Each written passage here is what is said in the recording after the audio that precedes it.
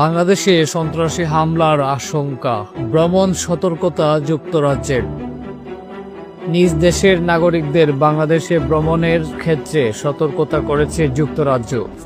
সন্ত্রাসী হামলার আশঙ্কার কথা তুলে ধরে বাংলাদেশের কয়েকটি এলাকায় অপ্রয়োজনীয় ভ্রমণ এড়ানোর পরামর্শ দেওয়া হয়েছে।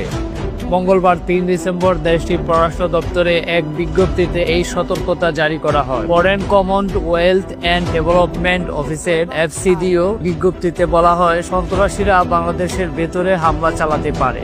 বাংলাদেশের কয়েকটি এলাকায় নিরাপত্তার ঝুঁকি আছে। সাম্প্রতিক ঘটনাবলী ও আইনশৃঙ্খলা পরিস্থিতি পর্যালোচনা করে এই নির্দেশনা দেওয়া হয়েছে। FCDO বলছে, বাংলাদেশের কিছু এলাকায় সহিংসতা এবং সন্ত্রাসী কর্মকাণ্ডের আশঙ্কা রয়েছে।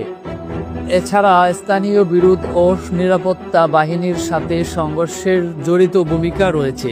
দক্ষিণ পূর্ব অঞ্চলের কিছু অংশ এবং পার্বত্য চট্টগ্রাম অঞ্চলে ভ্রমণকে ঝুঁকিপূর্ণ হিসাবে চিহ্নিত করা হয়েছে। বিজ্ঞপ্তিতে রাঙ্গামাটি, খাগড়াছড়ি ও বান্দরবন নাম উল্লেখ করা হয়েছে।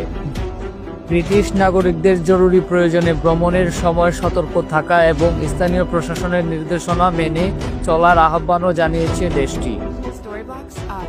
নিরাপত্তাজনিত তথ্য জানার জন্য FDCOর ওয়েবসাইট নিয়মিত ভিজিটের কথাও বলা হয়েছে।